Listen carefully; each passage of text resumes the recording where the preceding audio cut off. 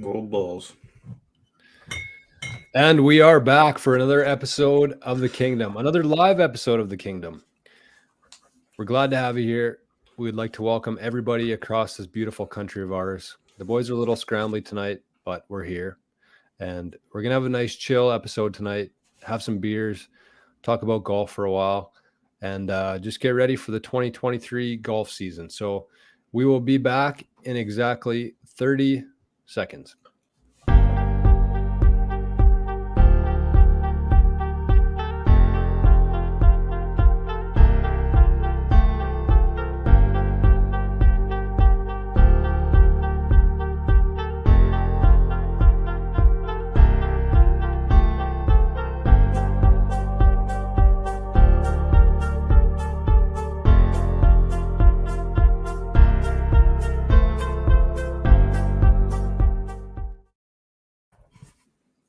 What is up, ladies and gentlemen? Welcome back to the Kingdom.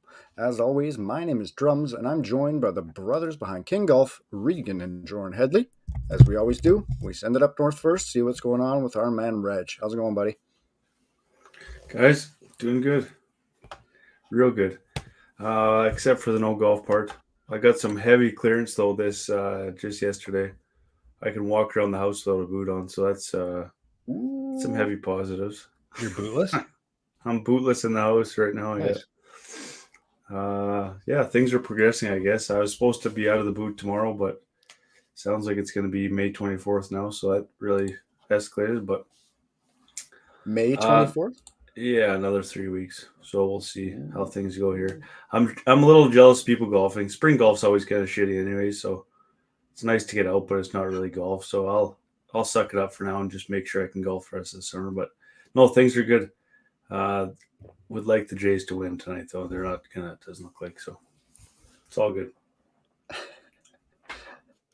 They're in pretty tough, isn't it? Their pitching, that's kind of been the shit. Yeah, but they got off to their franchise best start ever, and now they've hit the ditch. They're gonna get swept by the Red Sox right now. Oh, they're still doing pretty good, but their division's set to make history. Everybody in their whole division's above 500, which is unheard of in baseball.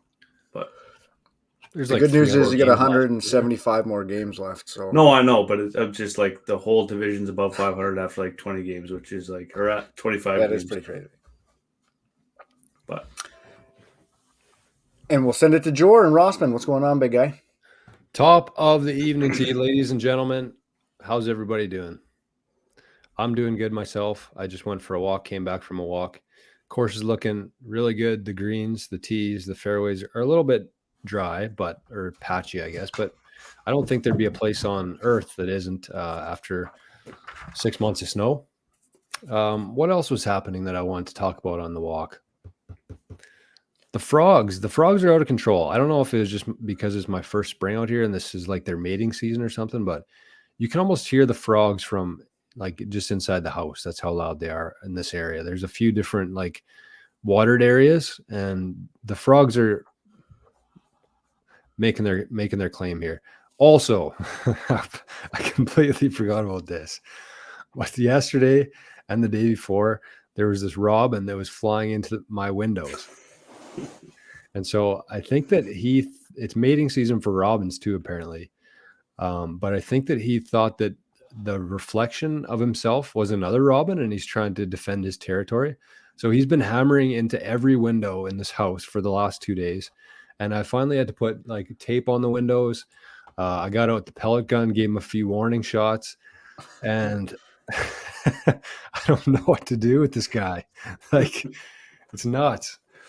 But it's part of living out here, I guess. And that's the thing I wanted to talk about tonight on the walk, was that there's finally some noise. There's some happenings. You could hear some voices in the campground across the golf course. So people are starting to come out here for the summer. So it's officially summer. But is the course open? No, not yet. Looks like it could be. But I'm thinking sometime this week or maybe early next week they'll put the pins in. But haven't snuck out yet? Haven't, no. I think that you probably could. I probably could too. I don't want to piss Dwayne off though. I'm thinking that when the pins go in, that's kind of his signal for the green light. Green light. Apparently, Stan was golfing for like 3 weeks before Dolphin even opened. No, Isn't that wild? Yeah, he just went out Hominick. there. Yeah. Well, I mean, Dude. he's got legendary status. For sure. Dude's 90-some and he's out there in 2 feet of snow. Who's going to say you can't, I guess? Yeah, exactly. You had to. Do you know how old that he had a little drip of snot coming out of his nose too. For sure. Well, no, I don't know how old he is. He's got to be 90. Though, probably right? 80. He's got to be close. I don't know. I'll look. It's got to be close. Dude's but old yeah. anyways. Other than that, ready to go. Got a good episode tonight. Chill one. We had a couple. Our last 3 episodes were a little bit out of our comfort zone, I guess you'd say. We had a lot going on. A lot of people tuning into the episode. So tonight's just going to be nice, relaxed hour of golf chat and really just help get ready for the season because a lot of courses are already open. So, and we're also competing against the Oilers game tonight, which is kind of shitty, but we're here. If you're in the chat, say hello. I forgot to put our weekly message in there, but Drums, tell us what's happening in the Wheat City. You been out yet?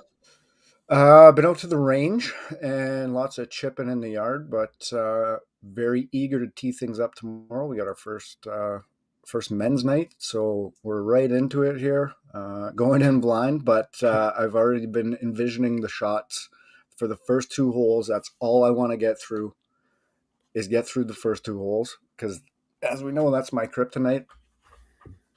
First hole, second hole. I already got my shots laid out, so we'll see how that goes. Other than that, what a day.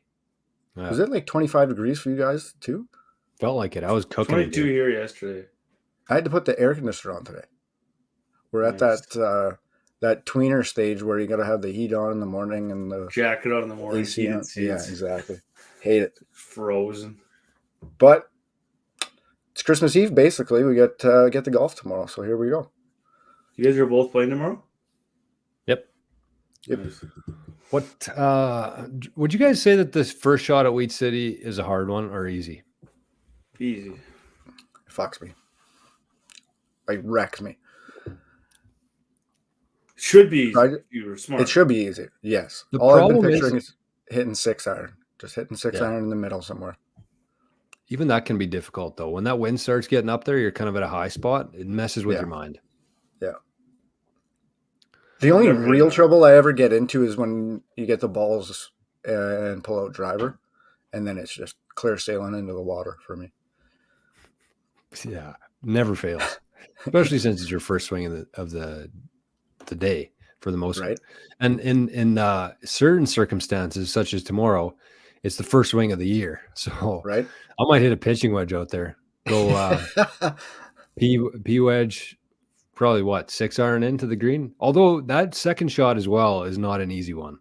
No, if you're far back, right? Yeah, it really narrows up there by the green. The water comes into play quite a bit. But if you stay left there's lots of room over there. It's just tough to tell your mind to do that. Yeah, Trev, it's a 5-iron. If you can hit like a 5 or 6-iron to the 100-yard marker on the first hole, you're probably going to make a par, and that's all you want, I think, on that hole. I just want bogeys. I don't even care. If I go 2 over after the first 2 holes, I would be a happy camper. Sure, if you hit a cut, you guys both should never hit it in the river now. I know. Like Drums, you should never hit your driver in a million years in the river. That's true. Well, the only time I go in is I don't know. It's just like, it seems like things like that are just a magnet. Like I'll hit it perfectly and it'll just go straight instead of cut. Right. So I kind of have to aim it right on top of the dike there. Yeah, but there's nothing wrong left ever. I know. But it's easier said than done, especially when the wind's up. Yeah, but it's this guy. Mm-hmm. Yeah. That I can't convince. Shit. That's just poor planning here. Trev followed up his nice 5-iron off the tee with, I don't do that, but that's what you should do. Very true. Here, Reggie. So tonight we got a show. We got lots to talk about. It seems like every week where we don't have like something really going on, we kind of scramble to find things, and then we end up with 3,000 things. So we got a ton of golf stuff to touch on tonight. We got some segments, and we're going to start the show with our sponsor again tonight. This is the second week in a row. We've been sponsored by New Outlook Wealth. So I'm going to do a real quick ad read here if I can find it. And New Outlook Wealth hits home to me a little bit here. So let's hear about it. Tonight's show is brought to you by our friends at New Outlook Wealth. We have a few people right here in this chat on the camera who trust New Outlook with their wealth. And here's how I like to look at it. It's investing for the modern age. There's no prepackaged funds. There's nothing to push you into. We figure out exactly what you need, what your goals are, and design a living plan off of that for you. And when I say we, I mean we. I've been working alongside Andrew Smart at New Outlook for just over a year now. Him and I share similar views in a lot of things, but in terms of a modern diversification strategy, nailed it there. It's pretty clear that the strategy our parents used isn't working that great anymore. If you haven't been paying attention, there's some stuff happening in the markets, in the legacy system, in the banks. The world's changing fast, and we're here for it. We believe that you should have some exposure to the public markets, the private and exempt markets, some Bitcoin, of course, maybe some gold, some silver, and for sure a high interest savings account for the emergencies. Based on the structure of New Outlook, we have the ability to offer very competitive advisor fees, substantially more in line with you, the client, compared to other firms. New Outlook's headquarters are in Winnipeg, but we got 2 new locations in Regina and Brandon. So we're expanding, we're shaking, and we're moving. So if any of this has resonated with you, I want you to reach out to me and set up a free call to discuss how we can help. You can head to newoutlook.ca for our contact info, or just shoot me a message on any of these platforms and I'll take care of the rest. So thank you, New Outlook Wealth, for the sponsor of tonight's show. And with that, let's start with some housekeeping stuff, some non-golf. What do we got? Drums. The Leafs have advanced from the first round. Yes, sir. How do you feel about that? Tell us the truth. Pretty pumped. It's 19 years not being out of the first round. That's a long time. That's insane, isn't it? Did you guys see the videos of what the world was like the last time the Leafs were in the second round? Hilarious. There was no iPhones. There was no iPhones, no YouTube. Facebook didn't exist. Twitter, Instagram, nothing. None of that. Crazy. So that was 04. Dally was chirping somebody about it, and he said that the media. Oh, he's chirping TSN in the media, saying that this is a moment that Leafs fans will never forget. Is that true? Because I believe that, honestly. I would say definitely. They've had literally nothing to cheer about in 20 years, and they got their first one. And it helps that it was on a Saturday night. Like, everybody can get going that night. Like Toronto, seeing some videos of just Toronto downtown afterwards. It was nuts. So 100% people are going to remember this. You deserve. It's a painful fandom. You don't get a lot of perks in it. The thing about it is, though, man, Toronto, they have a pretty likable team. They have for a few years now. But it's the same old thing. And you talk to everybody, and everybody says the same thing. If TSN and Sportsnet would just shut up about the Leafs, if they just wouldn't give them, if they didn't tell you what color Gitch Matthews is wearing in the morning, right? I think they would be a lot more likable, right? But it almost makes you hate them because it's like, oh shit, the Leafs won. Now we're gonna have to hear about it for this long. It's almost good that they lost the first game to Florida, so everything kind of just gets put on hold for a sec. Eased the flames for a bit. It's good to see, though. Honestly, it really is. It is. I think it is a good thing for hockey as a whole. We've got a possible Canadian matchup that we could be headed towards for the Stanley Cup final, which would be fucking nuts. But I imagine old Gary Bettman's head would explode if that happened. Gary wouldn't like that. No, Gary would have a fucking heart attack. Yeah, that'd be the end of Gary. But I don't know, because I don't know. He seems everything in the States, even the TV schedules is catered to the States. Oh, definitely it is. And he's not trying to attract fans in Canada. Everybody, he's going to get them regardless. He's going to get them no matter what. Yeah, but I feel like if there was a Canadian all Canadian matchup in the finals, like that would be a significant amount of people who otherwise wouldn't tune in that would be tuning in Canada, in America and Canada, I think. I don't think America, maybe if it is Yeah. Matthews versus McDavid, Matthews, they can yeah. like try and pump that up a lot, but I still Exactly. don't know that that's enough to move the needle. They still got a long ways to go before they're in the finals. Yeah, 100%. And yesterday was a debacle too, so it wasn't like it was clear sailing in the second round. Yeah. That Kachuk, man, wow. Like, wow, that's all you got to say about that kid. Wow. Like, he's top 5 in the world right now, just absolutely nuts. He's a menace. Brother. He's an absolute menace, and he is super skilled. Like, what a him combo. and his brother are unbelievable. Yeah. Right? Who do you take on a team, him or Brady? I don't know. Yeah, I don't know. I always said Brady, but watching him, I don't know. I think you have to go games, Matthew. Those Boston games were insane. Yeah, I think you have to go Matthew. I think he's got more skill. Yeah, I take Brady though. I think Brady's like maybe you have to take a bit more bullshit with Matthew, but yeah, I don't know. That's a tough one. Brady's a nut job.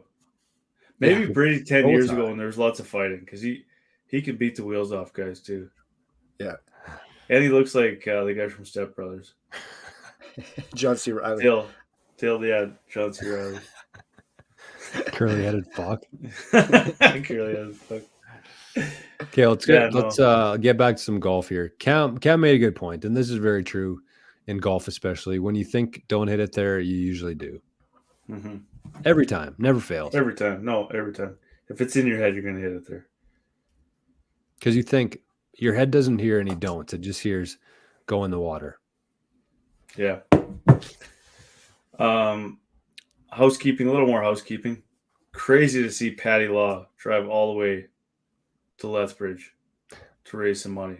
Yeah, that's going to be tonight's segment called Things You Love to See. Last week or 2 weeks ago, it was our buddy Cam here who got a big award for realtors in Brandon. Tonight, it's Patrick Law.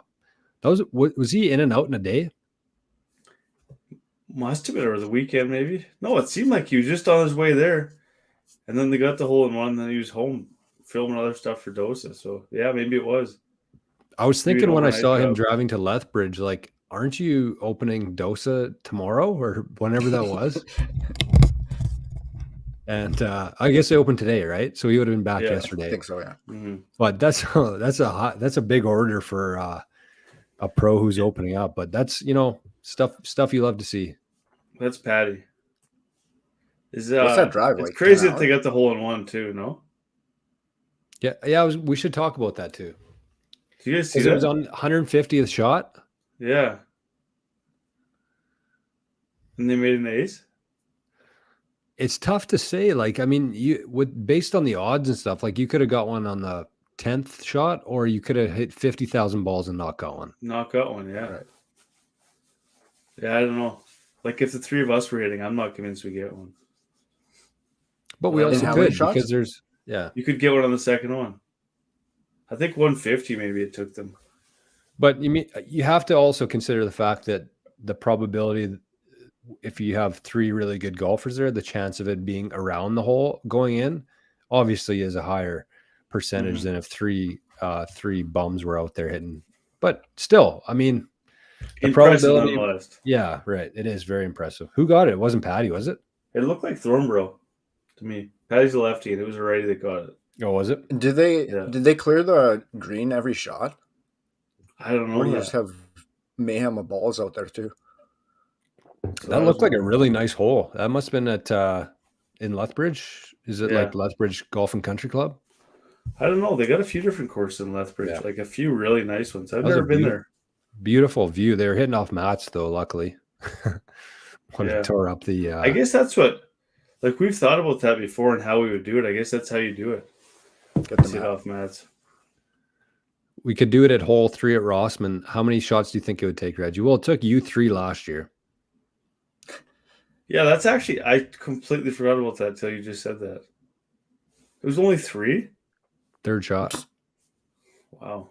But that was a wild, like, that's a perfect example of how kind of how hole in ones go into it. Because it hit the right edge of the bunker. bounced on the Jumped green, the head one off hop. the pin. Yeah, hammered the pin and dropped into the hole. Yeah, but I told you before that's what I was playing. It was a call shot. I totally forgot about that until you just said that.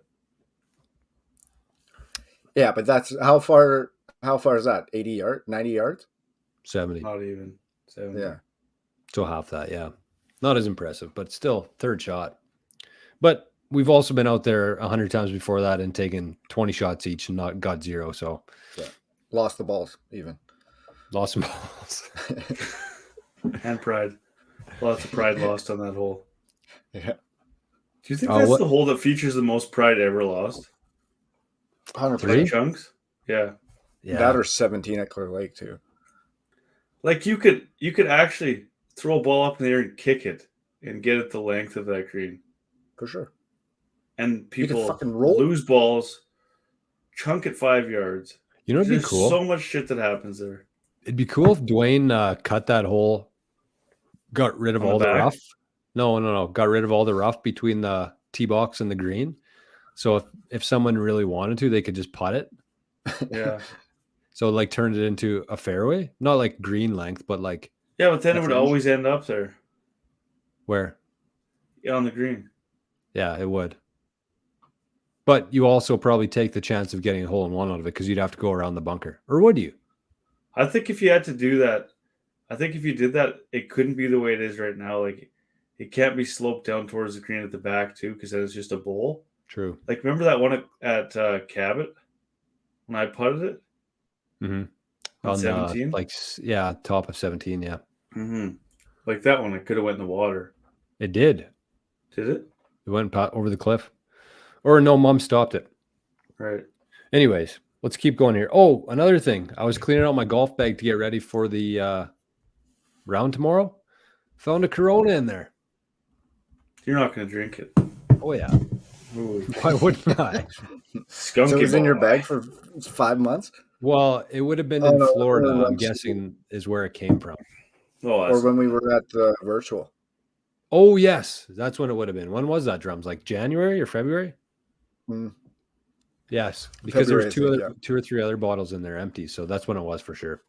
Yeah. Good call. Yeah, I did the same thing with my bag this weekend too.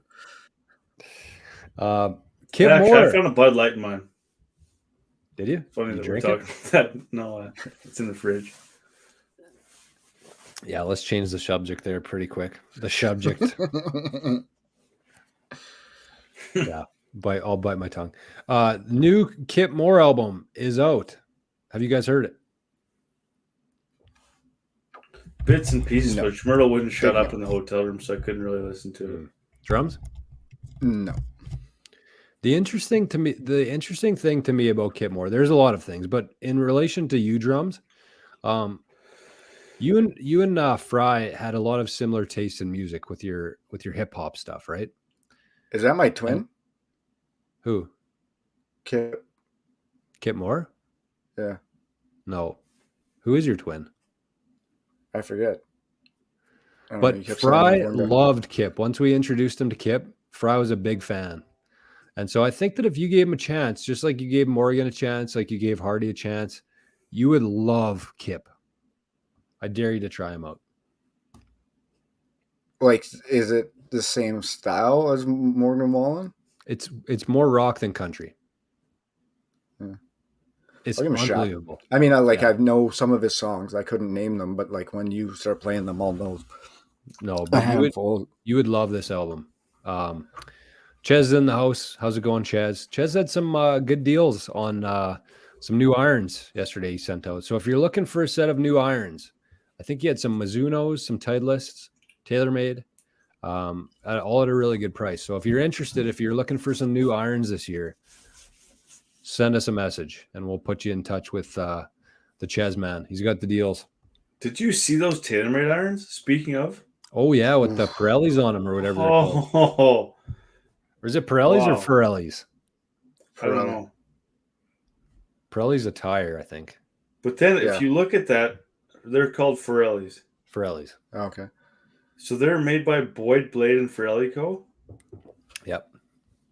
Like if you go to their Instagram, like they have like all kinds of different colors. Moose I'm gonna ordered pimp some out of those my- I last wanna- year. Pimp out my who did? Moose and Waters both got those new. I don't think they're that expensive either. Honestly, I think they're probably cost $60. I think Waters did them. How did you get them on? Don't know. You'd have to probably separate the shaft from the club head, Right. Mhm. Hey. or maybe not. Maybe you just like. No, you'd have to. Well, would they? Yeah. I don't know. Does anybody in the chat know? Anyways, Yes, there's we some know. sick ones there. I'm gonna get some for sure. Yeah, I'm thinking the same. What? Why would you not? They're not even expensive. And they look pimp. It almost Oh, gives you a new yeah. club, eh? Hell yeah. Yeah. I would also really like to get my because I'm still using the Nike Vapor Pro combos, and they used to be like a lime green check mark, and now it's just completely faded. And I would like to get those you should redone. touch them up. You should just buy some new irons, you cheapo. Why? Why wouldn't you? Because there's no Nikes anymore. Loyal. I'm for sure getting some of these. Yeah, Carson's in the chat. He said BB and F Co make some sweet ones. Yeah, Just put on his. That's this crew. Yeah, they must be doing well. Like, think about the cost of those. Like their cost. Pennies. Yeah. I think they're. I mean, obviously, anytime you can get pumped by TaylorMade, like you're gonna blow up. But these are $38 for 10. So I mean, So they went down a little bit. It's Or not is that expensive. American? That's probably American. So it'd probably be $50, right? Or just over 50. So With shipping, yeah. I mean, that's really nothing to pimp out your clubs like that. No, and it just adds so much to it, right? If you got like the colors that you like. So, for example, like if I wanted to paint my irons like orange, which actually would look pretty pimp. Paint the check mark orange, get some of those Pirellis on there or Pirellis, and brand new irons almost. Because realistically, like irons don't go down. They don't lose the smack factor that like the drivers do, right? Mm-hmm. Like you could play with the same set of irons for 100 years. Could you not? I don't know. I think they would wear out. Man, They remember wear those? out at some point. Remember those? Were they Mizunos or Clevelands that I had of horns? I don't know. Cleveland, I think. They were like the sweet spot was like worn right out. True. But True. Yeah. they really only get worn out if you like practice all the time. True. And this is my honest belief. Like the way that I play, like I clean my clubs after every shot, so then there's no dirt in between the ball and the club, so it wears a lot less. And I find, anyways. Whereas when you go to the range, I shouldn't say every shot, because when you do go to the range, there is that factor of you're hitting balls over and over, and there's dirt on your club, and then that's rubbing the dirt on your club, and that's where you get to wear. But Yeah, that's a good point. Really good point. Lots happening here in the chat. Carson's heading out to Carson's played Weed City, Shiloh, and Oak Island already. I was talking to him today. And he's heading to BC. Speaking of Carson, shouldn't have brought that up in the chat, maybe, but his wife probably doesn't listen. But Carson's he's heading to BC next week, so he's playing 10 days out in Kananaskis area. Oh God, I heard that's unbelievable. I know. I think Have a that's mate. What's that, Drums? Have yourself a May. No kidding. Be probably pretty good shape there too, I would assume. Oh, there, yeah, for sure. What else we got here, fellas? Okay, so that's kind of it for the non-golf stuff. We should mention while we're here. So was something we started doing, and this is probably tailored more towards the people who aren't in the chat, who are listening later on. So the Kingdom podcast has historically been on Spotify. It's been on Apple Music, and what else, Drums? Google, maybe? Everything. Yeah, we use Anchor, so it kind of shoots it out to every podcast app. But in the last couple weeks here, we started uploading it onto the Fountain app too. And so the Fountain app is exactly like Spotify, exactly like Apple Podcasts, except that you can actually earn free Bitcoin just for streaming on there. So if you typically listen to, I know there's some people who can't make it Wednesday nights to be in the chat. So if you're somebody who listens to the podcasts, just download the Fountain app in the App Store, set up a profile for yourself, and you can just listen to the Kingdom on there and earn sats just for listening. So it kind of changes. You get paid for 60 minutes a day. Sometimes it's 1 sat per minute. Sometimes it was 8 today for me per minute. And so we're always looking for ways to earn some free money and free Bitcoin, especially. So just a shout out to anybody out there who's listening. Maybe a good idea to check out the Fountain app. Easy way to get it. You know, you don't have to trade your dollars for Bitcoin. You can just earn it by listening to the Kingdom. So let's talk some golf. AC, big announcement this week, eh? Huge. Company. After another decent week overseas, where he finished 20th, 21st over there. He was very, very hot for quite some time. And then as soon as the cameras decided to show him, everything went unfortunately downhill for him. He went bogey and then double bogey, and the wheels What kind of happened fell with the off. double? Were you guys watching or no? Yeah, so he hooked one. He didn't hit a great tee shot and then hooked into the water, and then had to His drop second from shot. there. Yeah, so he hit his second shot on the par 5 into the water, and then had to kind of scramble from there, and then it was just kind of shitty after that. But And still a good kind of showing. it, eh? Yeah, that was kind of it. That was kind of the nail in the coffin. But still a good showing. 21st. So he's still in the top 25 for the DP World Rankings, where I think if he gets to 20, he's pretty well guaranteed 25. to be in the British. 25. Is it 25 if he stays in the 25? Top 25 get in, yeah. Beauty. So there's some time, but we're still in good shape there. But then the other big announcement was that he was granted some exemption status to make it back for the second time into the Canadian Open. Him and Weirzy got announced at the same time, their exemption. So that's pretty cool to be on the same, I guess, poster or whatever you want to call it, the media blurb. The modern day poster. It's the man who started it all. As the man, yeah, absolutely. So that's a pretty cool feat, and it'll be awesome to watch AC. What are we, a month out from that? I think it's in 4 weeks. I think it's like usually June 6th or June, whatever it is, that weekend, right? The weekend after US Open? Yeah. Yeah. I thought it was before. I thought after, I think. The weekend before the British Open, maybe. Anyways. We're just throwing darts at the wall now. Was Rory back in this one? I didn't see his name yet, but I did see some other big names that it looks like it's going to be another big tournament for the Canadian Open. I think, he's back. He's defending champion, eh? Right. Yeah. Yeah, he announced that he's back. Beauty. Just to touch on that, just real quick on AC, and just it's crazy to before tonight I had my old scrapbook here that we used to write notes on doing the podcast when we first started out. It's kind of cool, and I'm not saying that he just started golfing when we started doing the podcast, because he was definitely far from that. But the podcast kind of coincided with his beginning of really professional golf on the European Tour, and we've kind of been following it ever since. And it's kind of just progressing as we keep podcasting here. It's just crazy to think, like, if we said when we first started the podcast that we'd be watching Cockerill on TV playing the European Tour, and he'd finish second in a playoff and then be leading the next week. I mean, it's one of those things, and it's kind of like this podcast for us too. And it's like a lot of things in life. You don't really realize how big they've gotten because of the progression.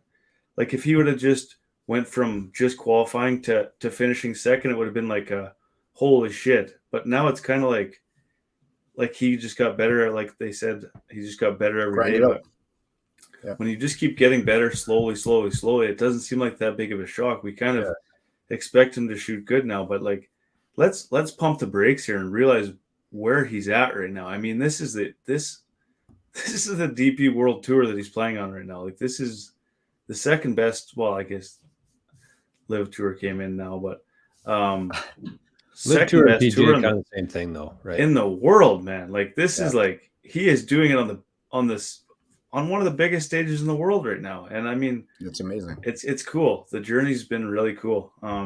It's unbelievable. big shout out to AC. I know we say it all the time, but keep doing what deserves you're doing, man. You got a lot of people in your corner right now, and just keep doing what you're doing right now. It's so cool that his wife and baby daughter are with him right now in Italy too. It's really cool to see those posts. Things are awesome right now, and it's so good to see it to a good dude. So keep rolling, buddy. Agreed. I think the robin's back hitting my window right now. Should we go on a hunting mission? Yeah. I mean, I could have killed it today if I wanted to. But I Last didn't. thing on that topic too, boys. It's Yeah. crazy over the years. We're on episode 126. Like, we've showed up pretty much every week for like over 2 Yeah. years. Yep, we have. And a big commitment. And there's been lots of cool things along the way. I mean, lots of some dark episodes during the shit that was going on, but lots of really cool episodes and lots of really cool things we've talked about on here. And it's kind of cool. It's one of those things you kind of just, you're going to do it on Wednesday, so you do it, but you don't realize how many you've done and all the stuff you've talked about because you kind of just forget about it. So it's kind of cool. I don't know if you guys take notes down anywhere, but it's cool to look back on things like that you did. I don't know. It's a cool feeling. There was definitely some dark days during COVID. Mm-hmm. I mean, if you look at some of those episodes, not all of them are on YouTube, but like my beard was like out to here. It was like poorly lit room. I'm like talking about like how stupid masks are and everything for like an hour straight. Mm-hmm. But that's the cool thing about it. And you know, the timing of it all too, aside from the AC thing, is like it was really cool that we got to go through all that and document that to go back in 10 years from now and see what kind of impact that whole thing had on us and then compare it to a year or two later. But yeah, I mean, it's super cool. And I think it really ties into probably one of my favorite quotes, I think, in life. And the quote is something like this. So I might butcher it, but it's something like, it does not matter how slowly you go, so long as you do not stop. And it's kind of the case. People, especially in today's world where you want instant gratification, instant recognition for everything, and people, you know, who should be doing something that they really enjoy doing, give up so easily because the rewards don't show up right away. And so if you really believe in what you're doing, the path you should be on, and you're interested and love what you're doing, then it doesn't matter. Nothing else matters. Just keep going, keep with it. And I think that's really good advice for ties into AC and of course this podcast. I mean, we're still very small scale here, but compared to, you know, our first couple episodes, we've definitely come a long way. And we're really thankful for everybody who also shows up every week, because it's a big component of this live format is people in the chat. So appreciate everybody. Congrats to AC. And what else we got, fellas? I don't want to do this. I don't want to. Oh, you're going to admit something, are you? I have to. I have to. Uh-oh. But I still don't know. I still don't know how. Because I got bored a lot faster than I would have watched anything else. But I will admit there were some. Say it. There were some cool. I was in the hotel room in Portage. We played at 9 in the morning. Then we didn't play till 8:50 at night. So you couldn't booze, couldn't do anything. So we basically had 12 hours to do nothing. So we were laying in bed, no sports on. So I'm flipping through the channels, and Live Golf's on, whatever it is, CWB or whatever it was on. Game show? Did you catch it on the Game Show Network or on the CW? I think it was CWB. The CW, is that what it is? It's funny because it actually was a game, so it's perfect for the game show. The Game Show, it being on the Game Show Network is hilarious to me. It wasn't terrible, honestly. It wasn't. Agreed. Well, of course not. It wasn't terrible to watch. It wasn't. Was it in Singapore, Reggie? I'm pretty sure it wasn't the Aussie one, eh? No, it wasn't the Aussie one. It was It was just last week. Is that Singapore? Yeah, Singapore. Yeah. The Gooch? Yeah. Yeah. The thing that I probably like the most, and it's probably not possible for the PGA to do, and Mart's, he's not a big golf guy, so he said, what do I want to see this for, and what do I give a shit about this for? But instead of like commercials, they have like film videos of like their players like doing things, and like they talk about different charities that they're doing and stuff like that. Like getting instead of showing the commercials, like getting to know the players, where the PGA And we talk about that all the time on here. The PGA doesn't do a good enough job of actually getting to know who the guy is, where he's from, what he's all about, shit like that. And one thing that was kind of cool, like Sergio, I guess last year, is this the second year for LIV? I guess it would be. Yep. So that would have been the second year of that tournament. Yeah, I think it was Singapore. And he hit like a 5-wood from 240 or whatever it was and stuck it. So they actually went back out there and they have a plaque on the golf course, like where he hit that shot from. Really? And they like got him to like talk through it and then like hit the shot again. So I don't know. Creating their own history there. Yeah, I guess so. Yeah. And So I you think it's the only way they could do it. I mean, still, I'd rather watch the PGA for sure, but there are definitely some cool parts about it. I have to eat crow and completely shitting on it because it's not complete garbage to watch. I'd still watch the PGA over it, but there are some cool things. The team thing's kind of cool too, like when they show the guy and then they show his team underneath. And we've always said that. I mean, we said that before the LIV came out that it would be cool if the PGA did something to do with teams. Right. So it's not like they reinvented the wheel with that, but it is really cool to see. And I hope that one day maybe there are team events on the PGA. Do you think that the LIV? Okay, I was thinking about this today because I had the LIV topic. First of all, Reggie, welcome. Yeah, welcome. And also, it takes a lot of. There's a lot of people who have been wrong about a lot of things in their life, and they just kind of keep going down or just completely ignore it. So it takes a lot of whatever to admit that maybe you weren't quite accurate or maybe didn't pay close enough attention to it or didn't give enough of a chance. So props to you, Reggie. I was waiting for that for a while, but I think that LIV is here to stay. And to me, like the Australia there, that was a turning point, I think, for LIV golf, because you could see how much it meant to the Australians that the golf world actually gave a shit about them. And I think that that's been robbed from other countries, including Australia and other parts of the world, even Southeast Asia, man. Like Greg Norman was talking about how undervalued that part of the world is and how much they're investing into that. But the crowd at Australia, the social media stuff that they have going on with the LIV stuff, like they're so much above PGA in all those aspects. The team stuff is cool. The range goats, man, those guys, that's a good squad. Like Bubba, Gooch is on that team too, I think. Peters, and is it HV3 the other one? I think it's just fun. Like golf needs fun. Maybe they take it a little bit too far in some aspects of it.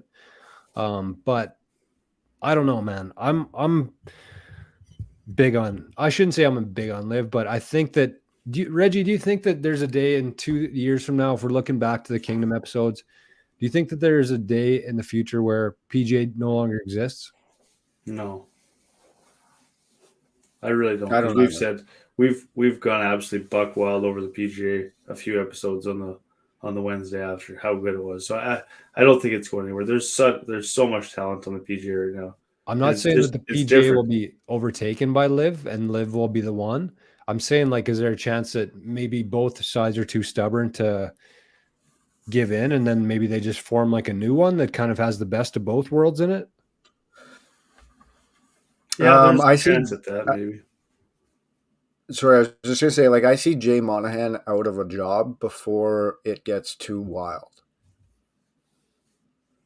And they come to some kind of, like, mutual benefit arrangement. Because everything seems to, like, land on his lap. And I don't know that he's dealt with anything that I've seen the right way. Agreed. He basically motherfucked them, like, from day one. And they were like, well, okay. And he hasn't really won any side of that. And then another thing, like, kind of going back to, we were talking about Rory last week or the week before when he had to withdraw after Augusta. So I was reading today that he had, like, he could be faced with, like, up to $3 or $2 million worth of penalties because of missing the designated events. But Monahan came out and said, well, that's up to me to decide. No. Essentially, I can say he has to pay it or he doesn't have to pay it. No. So, like, what's the point of this then? Why does anybody have to go? If this guy can just decide whatever he wants, what is the actual point of it? So I don't know. There's lots about this guy that everything I keep hearing more of. I'm not a fan of him. So I think at some point, I think the PGA guys are going to get sick of his bullshit. Put somebody else new, which I think it ends up being Tiger at some point.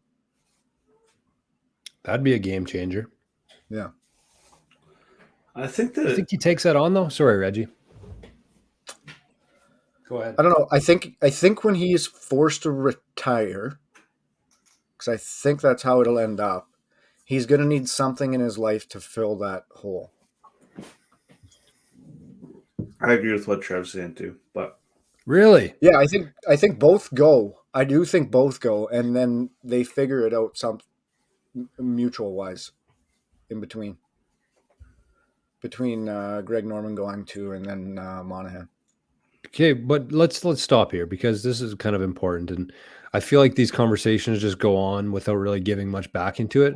Like, I know that people believe that Greg's a shitty guy, but like, point to the reason of why, because I know, like, we've heard that Rory doesn't want to deal with him, but maybe Rory's not easy to deal with either. So like, what are we saying that Greg Norman's done that's been wrong so far? Yeah, I don't know. Like, that's what I mean. I've never heard an answer, so that's why I was never. Some of the shit that like he's been quoted as saying is goofy, but it's not like something that needs to be hated on. But I guess if you see him in person and he's a dick, then he's a dick. But I don't know that to be a fact, so I can't say that. yeah, Like, from my perspective, it's like he sees an opportunity in these countries like Southeast Asia, like Australia, that have been completely ignored by the PGA forever, honestly. Like, and I understand that too. Like, the PGA's main sponsors are in America, so that's what they have to cater to, the American audience. I understand that.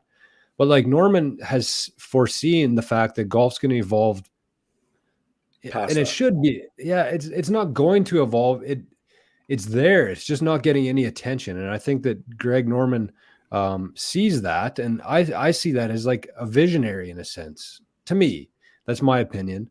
But also at the same time, I've seen that the players really like Greg Norman, who play on the LIV Tour, and I mean, he's paying them millions of dollars. But I just don't see that with any of the players in the PGA Tour with Jay Monahan. So I know it's easy to shit on Norman because that's what the media says we should do. But I just haven't seen any reason for me personally to disagree with that. Yeah, like you said, look at like it. Australia got chirped online because they were everybody was comparing it to the Waste Management, right? But okay, it was the same thing at a smaller scale, but like everybody there had a fucking unreal time. Like that looked like an absolute blast. They have like rock concerts every tournament. It's crazy. They got sick, Cam man. Smith out doing shoeies on stage with DJs and shit. Like it looks like a good fucking time. Like I'd love to be there. Well, that's the thing too. Like Reggie and I have been to the Waste Management a couple times, and we're lucky to have been there. But we've said, like, why aren't all PGA events like this? And then all of a sudden the LIV goes and does that and gets shit on by the entire world. Yeah. No, I don't get it either. So I don't know. I mean, you can kind of see it from both sides a little bit. I'm glad that Reggie is finally starting to kind of see maybe what we've seen for a little while here, but I probably won't watch it ever again, but well, you shouldn't say that. Big. But I won't. Speaking of concerts at the events, big hat tip to Black Eyed Peas attending the Canadian Open. That's a big get. Fergalicious there? No, just Black Eyed Peas are headlining there. Black Eyed Peas, Sans Fergie. What? That's unreal. That's not the Black Eyed Peas then. That's Will I Am, isn't it? No. Will I Am and a couple buds. Is it? Yeah. Huh. Yeah, I agree with is this Norman's second attempt to destroy the PGA? Yeah. See, yeah, but and he that's tried to get a breakaway tour like back in the 90s too. yeah. And see, even with something like that, is he destroying the PGA or is he seeing opportunities and taking advantage of that where he can? I don't know. It all depends. It all depends on how you look at it, I think. So it's perspective. Everything's perspective. I can see why people are pissed. I could see why people love it, especially new people to golf. We don't give a shit about the history and just want to have a good time at a golf tournament. But yeah, I agree with Cam here too. Greg and Jay both dug their heels in and probably can never go back. And Chez says Norman created his own empire. People seem to be liking it. I don't know. It's got some traction, I think. Shotgun start has to go, though. It's got to be the worst thing in golf history. It I does. don't mind It for everybody sure does. It does. going at the same time. Yeah, No, I'm with 'cause it Reggie takes here, away too. it takes away the comeback of it. If a guy posts a score on Sunday, True. I agree. Very true. that doesn't happen in shotgun. Yeah, very true. The guy doesn't know that that's going to happen, so there's no crumbling. There's just they're all finished at the same time, and it's kind of lame. Yeah. There's also the aspect of like there's just so many different things involved, like weather changes, which I mean the shotgun start gets rid of the change in weather too, right? Yeah. But the cool thing about like the tee times is like the leaders go off last. They get to see what's going on behind them. They get to watch early on, maybe in the morning. They don't have to be up as early, but They get the benefit of seeing all that. Right. And no, I think that if I was at gunpoint, I would choose tee times as well. But we just have to like appreciate the fact that LIV is trying these things, knowing that maybe they might go to tee times in a couple of years. I don't know. Who knows? Anyways, enough about LIV. I did it. I was somewhat wrong. I still probably will never watch it again. I was stuck in a hotel room for 12 hours. You can't. You also said that you never watch a period, so no. But I'm saying like say never. It didn't do enough to bring me back, but I will admit that it wasn't as bad as I thought it was going to be. Yeah. The team aspect is cool of it because even if a guy's having a shitty weekend, he can still pull up his socks for his team. One last thing here, Cam says someday Greg and Phil will be thanked for starting the dialogue about change in pro golf. ? So as a question, no. I think they will. I don't think they will. I mean, like they should definitely, but I don't think they will. Yeah, I don't think anybody will ever admit it. Depends who writes the history books, I guess. Very true. Yeah, same thing as everything else in the world. Correct. But let's move on. Cooch's son. Hey, is he the one that played in the adult? Yeah. What's his name? Fuck. Pat. I had it. Not sure. Coocher. Matt Jr. I don't know what it is. David, maybe he looks like a David. He looks exactly like Cooch, man. You can see Cooch in his face from a mile away. What's his name? I know it because I watched this stupid thing. Somebody in the chat will know. Cam, isn't it? Yeah. Cam Kuchar? Cam Kuchar. It's a good name. 15 years old, made it through the first stage of U.S. Open qualifying. He's at the exact same stage that his dad is now. His dad has to qualify this year as well. So Cam made it past the local qualifier, so he's into the next one, the 36-hole event. So if he gets past that, he would be one of the youngest to make it into the event, which is a pretty cool feat. And he's 15. Yeah. You guys Cooch fans or no? Yep. I'm not. There was some of that bullshit with the caddy, but I think that was like taken like drastically out of context somehow. No, they would never do that. And I don't think it was near as bad as people made it out to be, which I think that tends to happen with everything. So yeah, I never have liked him. He's just a big goofy bastard with always that stupid smile. I just never really liked him. Doesn't do anything for me, but no, I mean, I like him because of the Cooch chant for sure. I don't like his style. I like his very nonchalant attitude. And I mean, there was a couple years there where if you want to win some money, you just pick Cooch as a top 10. And it was pretty much a guarantee in majors. Top 5, yeah. Top 5, top 10. Yeah. I think Reggie missed a big window there in betting opportunities, not picking Cooch all these years, but there's money to be made picking Cooch top 10. Cooch top 10 and Bernhard Longer making the cut. Auto I wins. lost, Yeah, no shit. I You lost should. a pile of money on the Rangers losing that game on Monday. Did you? Fuck. Yeah, Too much. that was a dumb bet. No, yeah. I made the bet like a month ago.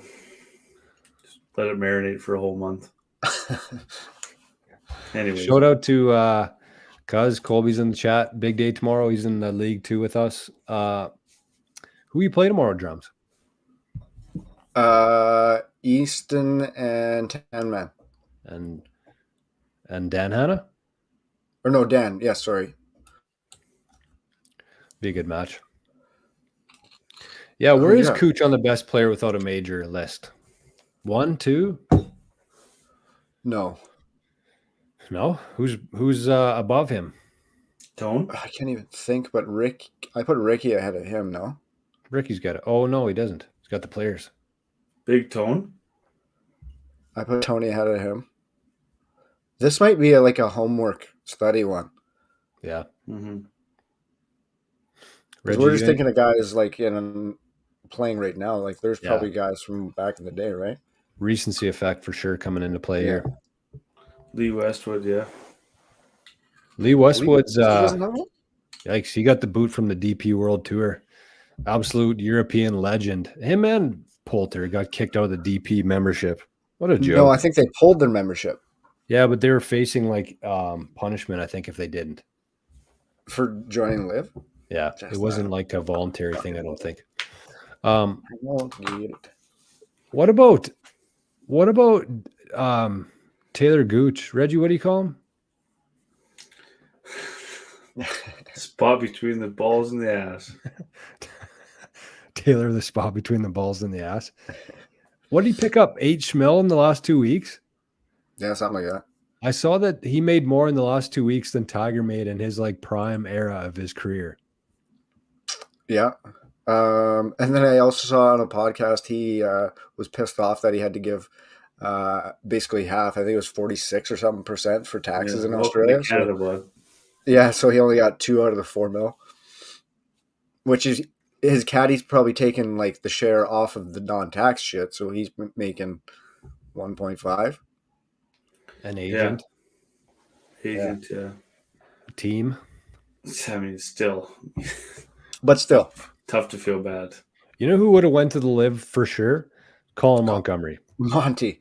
Yeah. He would have been the first guy to go, I bet.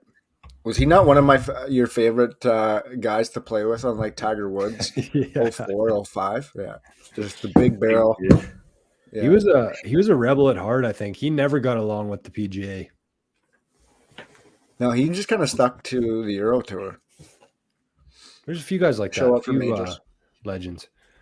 Oh, Gooch lost 1.9 mil to the Australian government. Yeah. Wow, that would suck. Oh my God, that would kill me. That would actually kill me. Hey? Yeah. It kills me to give them $100 here. So can you imagine? Shit. Okay, what else we got here, fellas? Rombo. Yeah, what's up with the Rom? Have yourself a year, sir. He's up to 14 mil. 14 mil, and it's first week of May. We're in May. That's a good He's year. made 14 mil, 14 something already this year. So is that because of the elevated events that's happening? Yeah. And he's winning. Elevated events, and he's winning, and he's playing in pretty well every tournament. Yeah. So I didn't see the end. I saw Finau won, but how far was Rom behind? I didn't see it. Honestly. I think it was second, I believe. Yeah, those two had a pretty cool moment on the 18th green there. Tony beating Rom. Probably two of the most likable guys in the game, I think, honestly. I think so too. Yeah. Yeah, you guys know I'm a big Tone fan, and Rombo was probably within like the past year has like skyrocketed in my books too. Yeah, why I wonder if that's intentional or just like. Yeah, I don't think anything's changed on his part. Really. He's hilarious. He's so relatable. It's unreal. He is a beauty. He just snaps. I want to see more of the shit that he does off camera. Me too. Well, did you see after Tone won, he was caddying for his kid like the next morning? Really? Yeah. No, after the round. Was it the same day?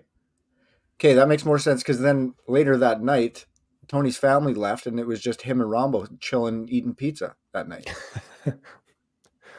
Just beauties. Love it. Yeah, Tony's good shit, man. Yeah, they both are. Yeah, they both are. It's good to see. I mean, that's a nice thing about golf right now is there's so many likable characters in the game. I don't think you could say the same like 10 or 15 or 20 years ago. Like there are some No. real arseholes in the game. Yeah. Like David Duval was one of the top 3 guys. That guy just seemed like such a dick. Davis Love the Yeah. third can absolutely kick stones. That There's guy's something a about loser. him, eh? He's Yeah, a loser. I'm with you. And like same as there's a few of them, man, just losers. All the Americans, like Yeah. all the Sharp. that Justin Ryder Cup Leonard. team with the Leonard brown wasn't shirts bad. on. Yeah, Justin Leonard sucks. Reggie, I don't know. let's keep things moving here. Mhm. Are we gonna do segments tonight? Yeah, eh? Yep. But Yeah. first off, let's get to our newest segment, the Fix Your Yes. Divot segment. Yes. And it's brought to you by Praise Crash Tour. The Praise Crash Tour was created by the players for the players. The mission over at Praise Crash Tour is to provide competitive, high level, and above all else, fun golf tournaments, which, in our opinion, was desperately needed in Manitoba. I hope to get into a couple still this summer. You get it? It's crazy how fast the schedule fills up and it goes to waste. But if you'd like to learn more information about the Praise Crash Tour, head over to praisecrashtour.ca. They have a great website with tons of information on it, featuring the schedule, membership benefits, and also how to register for the events. Make sure to follow their Instagram account at Praise Crash Tour for updates, news, and other announcements. And also lots of cool content about their tournaments. They do pretty good with that, hey? I wonder who They use do for a that. very good job. I don't know. Lots of cool drone footage and lots of cool, lots of good footage from the tourneys there. I know here at the Kingdom we'll be following the Praise Crash Tour pretty close all summer, so we'll provide updates pretty much weekly here on that. But big shout out to them for sponsoring our newest segment, Fix Your Divots. What do we got tonight, Drums? I didn't send it to Drums. Thank Christ, because I was like, what did I miss here? Sorry, Drums. That's what do we got tonight, Drums?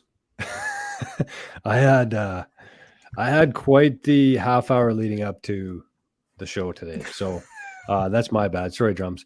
No, that's good stuff, Reggie. I think that we'll probably include it in this Fix Your Divot segment. Maybe we'll do maybe talk about like the course they're at coming up, or maybe the player who won, because there's some legit golfers in that tour. Yeah. So I think it's definitely worth spending some time talking about and covering. So maybe we'll start doing that as part of their segment here, is just touching on what's happening with this Prairie Crash Tour. But big shout out to those guys. That's a huge initiative. They're doing a really good job with it. And it's good to see in Manitoba. There's a lot of golf is exploding in Manitoba. And I think we need something of that elite level to kind of keep up here. So tonight's Fix Your Divot is from our buddy Thomas Friesen. And he actually sent in the night that we announced that we were going to be doing the Fix Your Divot segment. There was a bunch of people who sent in a bunch of their pet peeves on the course. Thomas sent in a lot of them. But so his tonight is people who still use stock head covers on their clubs. Mm. And I wanted to, like I said, he had a lot of them there. That was kind of the one that really stood out to me, because I was talking to a buddy in Portage today, Brad Nesbitt, and we were talking about King and how much it's grown in the last 4 years. We're coming up to 4 years in a week from now, 4-year anniversary for King. But I remember a lot of people said, like, what are you doing with these head covers? It's just a fad. Like, this is going to fade away. You guys are going to be left with this trend of head covers. And it's funny how things have evolved. I think that you see a lot more custom head covers on the course today than you do stock head covers on the course today, from the people that I golf with anyways. It just seems like if you don't have head covers now, you're almost like I don't know. That's just from my experience in golf, but it's funny how much that has evolved over the last couple of years. But that's Thomas's fix your divot. That's his pet peeve is people who use stock head covers for their club. So I'm going to start anybody making notes tomorrow. for pet peeves? Yeah, everything that bugs me. Tomorrow I'm going to write it down. It'll all be like me related, but if maybe while we have Thomas while we're talking about him tonight, there's another one here, and that is the claw grip. That's a pet peeve of his. Reggie, you used to use the claw, or do you still? Yes, of course. Thomas wouldn't like golfing with you. Well, what's his beef though? Like what? Must just bother him. Just like watching somebody do that's a blood boiler? It is. Maybe it's just because it's not what we're used to seeing. Man, I've been trying to find a way to open this Corona for a half hour here. Teeth. Do you think like at Thomas, do you think like it's something that people who putt with the claw, like you think we want to do it because it looks cool? Like it's a pure last ditch effort to be able to make a fucking putt on a golf course after years of struggling. It's not something you're like, wow, that looks really cool. I do it out of pure desperation to try to make some putts. Like, but now I'm fully on board. I don't think I'd ever switch to anything else. Like I like locks in your wrist, or what's the reason for it, Reggie? I am terrible. I'm way worse at putting now, but something about it just feels right. I don't know. I don't make a whole lot of putts, but at least it feels okay. I'm not having that beer. Why? I can't open it. So yeah, that's a segment tonight. If you're listening, yeah, I should bang on the table. It'll chip it though. Maybe I'll run and get something quick. Just go quick. Should we get into segments, or do you want to do the? Oh yeah. To set the tone. I don't know that we really have a whole lot of time for it. Yeah. Okay, let's do segments. You guys start up. Yeah. Okay, that's okay. Go ahead. Well, me and Drums will BS quick. Okay. Edmonton on Saggies. Edmonton 3-2. Like, what high scoring games those guys have? It's 3-2 already. Didn't they just start 3-2 at the end of the first? Like those guys, man. They have wild hockey games. Insane games. Like I was actually surprised after watching 2-3 games that they got out of that first round. Oh, I know. They're just run and gun. It's actually pretty sweet. Run and gun. Dreisaitl's like on a different planet. Insane. Different planet is right. He's got 2 goals already tonight. They're down 3-2. Guy's a player. Wasn't he on for every goal they scored except for 2 in the first round? Actually? Yeah. Something like insane like that. Or he was like involved, had points on them, something nuts. He's insane. He's actually insane. Like he's so good. Also, how about Seattle? Yeah. Wow. But we had this conversation the other day. And I've had a lot, actually. Obviously, when something like this happens, you talk about why it's happening. But like Seattle, like if you think about it, like and Vegas too. Same as Vegas, yeah. From their initial expansion, like in playoffs, like your bottom 6 wins you a lot of hockey games. So So these guys get to pick like the absolute cream of the crop for bottom 6. Like they get to lay out like the best bottom 6 imaginable, right? Right, like I was listening to Chicklets yesterday. On Chicklets yesterday, Biz said they have a team of second line. Like they have 4 second lines, right? Mm-hmm. So in the playoffs, exactly, that's perfect. Oh yeah, definitely. Roll them out. 100%. Yeah. There's no dust playing really. Well. Geeky's playing really well. He's a big kid. Holy shit. Yeah. Geeky? Yeah. Yeah, shout out to Geeky. Strathclair boy. Gotta love that. Yep. Like there's been some like a lot of crazy shit going on in the first round. Like how about Colorado being toast? Boston. Colorado's out. Boston out. How bad was that Makar hit after the whistle? How good Ebbs was on Trouba's hit? Cogliano breaking his neck. Trouba's hit was phenomenal. Trouba's hit That was Dumba hit was absolutely crazy. insane. Trouba's hit might have been the hardest hit I've seen since Biggest hit I've Cottesini's seen forever. Oh Yeah. my god, that was good. Like And he's been like we're actually trucking people for like the entire season. Like, where did this come from? He didn't do this in Winnipeg.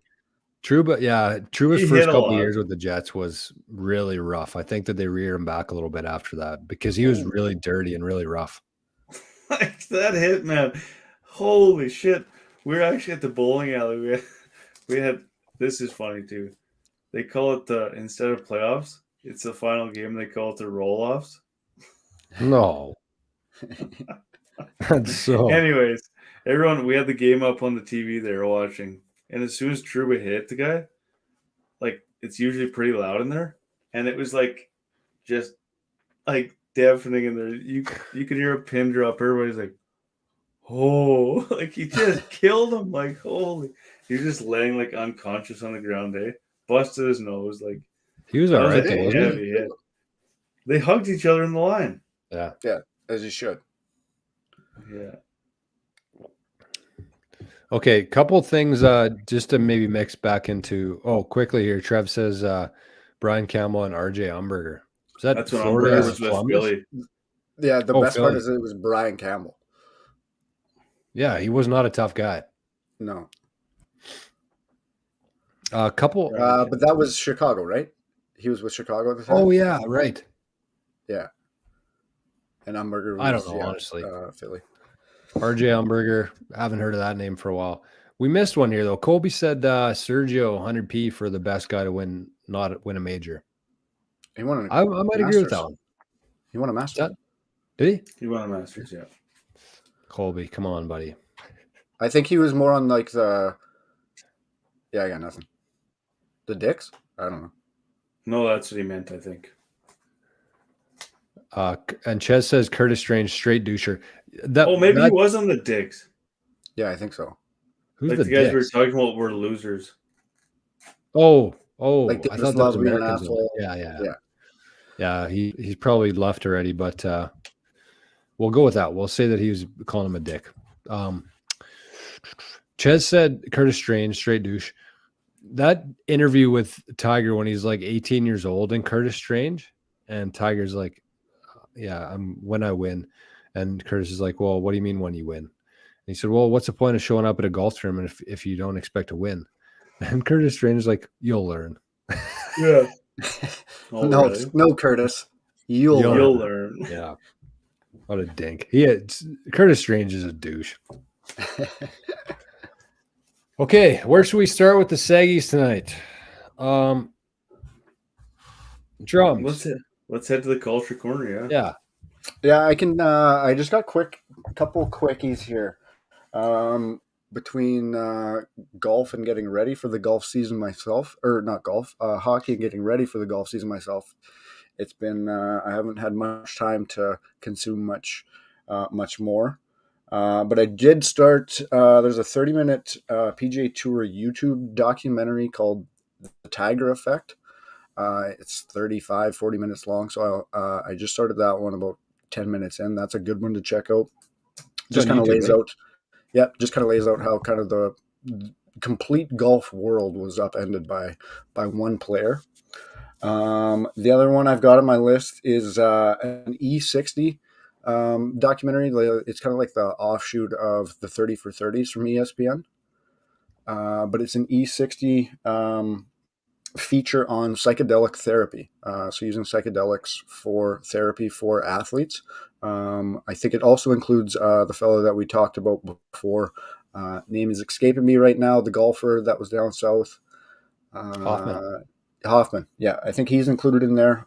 Some football guys, some hockey guys. And it's actually brought one of the producers on it is one of the guys from No Laying Up. So that's kind of how I fell onto it too.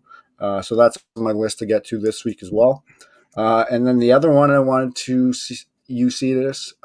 Did you guys see the big announcement of a Will Ferrell golf show that's basically based on the LIV Tour?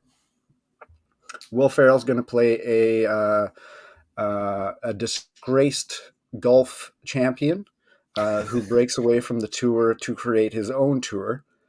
And did you see who else is on board? Sandler. Happy Happy Gilmore. G. As Happy Gilmore. Like, that's hilarious. That's so That's going to be good. crazy. It's so looking forward to see what they can pull off with that one. I don't have much for expectations, as it's just kind of a word of mouth thing right now, but I think there'll be a lot of people tuning in if those two team up for a show, like a weekly show. 100% in on that. Oh, it's a show. I thought it was a movie. Yeah. No, it's a show. I'm Oh, thinking I it's going to be think like Eastbound and Downtown type thing, that would be unreal. which would be hilarious. Whatever happened to that guy? If he makes an appearance in that, Kenny Powers, what's his name? Danny McBride. Danny McBride. He's in like I don't know if it's Tide commercials or something he's doing now, but he's like that character. Yeah. He's probably in terms of like comedy stuff, if he's in a movie, I'm watching it. I think he's a victim of like the times, right? Like, yeah, you can't make those movies anymore, so unfortunately that guy's out. But he's there's a show where he plays like a guy in a family of like preachers, and it's like the Mighty Gemstones, I think it's called. It's actually hilarious too, but it's like based off like the Joel Osteens, like where they're like these crazy religious and like the Superdomes and everything, and how they're doing their sermons, but behind the scenes they're just doing like blow and killing people and shit. Like it's awesome too. But yeah, he's a guy I miss. So I don't know how we got on him, but I'm hoping he's in this show too, because he's the best of all time. Yeah. No, it's good shit. I didn't know that it was going to be a TV show. I thought that was a movie, but it'll be good. I think HBO, so it's going to be good. Yeah. Anything with the Adam Sandler in it is unreal. Jory, you go ahead here. Mine kind of ties into start the whole golf year off. So okay, so does mine.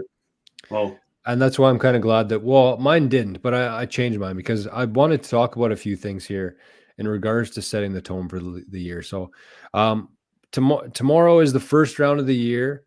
I think that we've had 6 or 7 months here of talking about golf every Wednesday night, and we've talked about a bunch of different things, from mental golf to different tips and stuff. We had Matty Lorenz on last week, so just in terms of preparing for this golf season, I think I got 3 things in mind that I want to focus on off the start, because it's really easy to either forget about them completely and just go back to your own old ways, or try to do too much. So I'm going to try to stick to 3 things here to start off my year, set the tone properly, and try to build off of that. And the first one's not really a tip or anything, but I'm going to make an honest effort to have like a list of things, these 3 things, and kind of review it before every round. I think that people do that in all aspects of life, and I don't know why we don't do that more in golf. I think that the professionals do that. And the more that we can do the things that professionals do, the better, I think, without overcomplicating things. But so that's kind of my prerequisite for it. But my first thing is that I just want to keep things simple. I'm not going to expect to hit every fairway. I know that there's going to be a couple lost balls probably, but I want to really scramble well and get up and down and make some putts, and just focus on the short game. I think this year is going to be my thing. The second one is the 3-hole rule, which Maddie talked about last week on the podcast. That's something I'm going to try to stick to all year, is just go in terms of 3 holes at a time, 3 holes at a time. That way you're not getting too far ahead of yourself, and it's kind of in a realistic view set, I guess, and what you're paying attention to.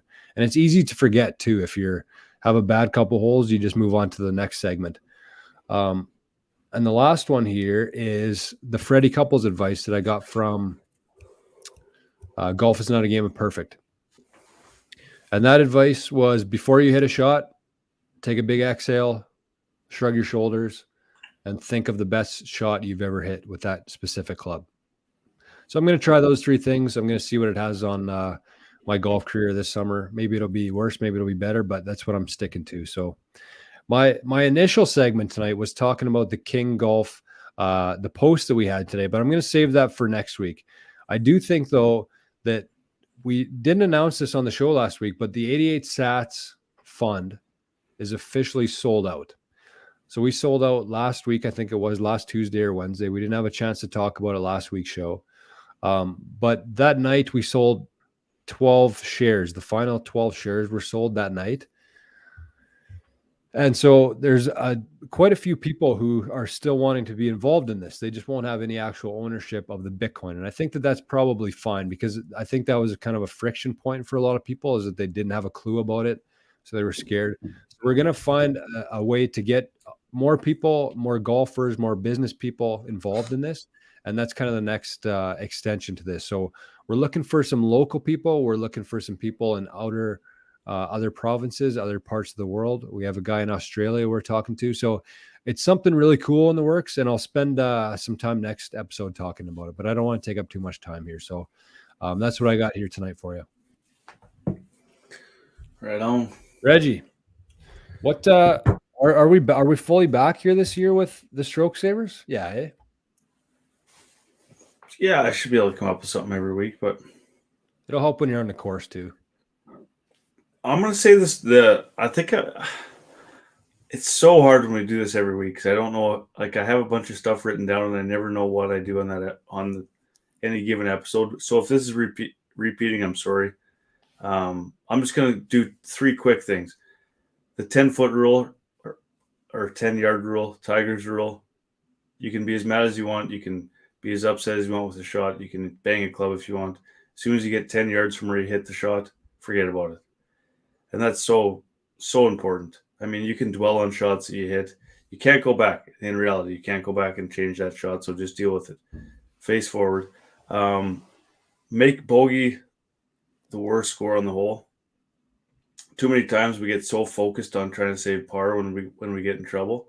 But in reality, if you just try as hard as you can to make bogey the worst possible score, and if you make a par, it's a complete bonus. That's a really good way to save strokes. Lots of the things I've been reading in terms of expectations and stats show that scratch golfers don't make a whole hell of a lot more birdies than 10 to 15 handicappers, but they make way less doubles. So if you can find a way just to make a bogey instead of making that treacherous double that really hurts your score, you'll find that it improves your score drastically. So don't try to make the hero shot. Just try to take double out of the equation. That's big. Those were just a couple things I had for the what was it called tonight, George? Sorry, that you had set the tone. And then this one was this is the last one. This is kind of where I want to end off on. Golf is a privilege. If you're able to play golf, a few things have already gone well for you in life, and that's a reality. When you start introducing gratitude into your game, many good things can happen. And I suggest you try it out. It's just one of those things, man. If you're on a golf course on a plus 30 day and you're with your buddies or with your wife or with your kids, you don't know how good you have it at that exact point in time. And if you hit a bad golf shot, who gives a shit? I mean, you have enough money to buy clubs. You have enough money to get to the course. You have enough time to get to the course. You have everything. And as soon as you realize that, friends to golf with. And I would say, honestly, that's probably been, if I had the same gratitude that I have now in the last couple of years, 10 years ago when I had the time that I had to golf as much as I did, it's just tough. Like, you know what I mean? But like, even when me and he started dating, I used to lose it all the time on the course. And now if I'm out there, I'm just happy to be out there. If you lose a golf ball, who gives a shit? I mean, and my golf game, my mental game's improved so much. But honestly, it's a big privilege to be out there. A lot of people would kill to be in your shoes when you're out there. So just, I know it's easy to say, but keep that in mind when you're on the course. Couldn't love that anymore, Reggie. I think that I think gratitude is the solution to a lot of things in life. Anxiety is one. Whenever you're feeling anxious, you just think about everything that you have in your life. Fear is another. If you're scared or worried about anything, you just switch that over to what you have in your life. Are you healthy? Is your family healthy? Are your friends healthy? it ties into golf too. And golf's it is part of our life. It's a big part of our life. But Reggie, that's a good way to end the show. I think that we should leave it there. Biggest day of the year, probably tomorrow for a few of us. Reggie's will be another couple weeks away, but let's have a season, boys. let's have a season. We'll be thinking about you tomorrow, Reggie. We'll have some stuff to talk about next week on the show. For the last 6 months, we've literally just been going through scenarios in our head of what golf could be like. Oh, coming up next week too in my segment, it's going to feature some chipping tips. So stay tuned. Ooh. I got 3 really good tips from a guy not so liked by myself right now, but yeah, I'll get to that next week. Who? Can't say. Oh, You'll see next week. Gotta leave him hanging. I was going to do it tonight, but then I found this quote and decided it was more important. Yeah, focus on gratitude in all aspects of life. Just anytime you're feeling shitty, just think about be grateful instead of whatever you're feeling. Yep. Drums, take us out of here, brother. Salute. That's it. We're out of here for this week. Everybody, have a good week. Have a good weekend. Get out there, play some golf, hit some balls. Everybody enjoy it. It looks like we got some nice weather for a little bit here, so take advantage. We're out of here. Love you, boys. Peace. Later. See you, boys. Love you, fellas. See you Wednesday. Hopefully we got some W's to report.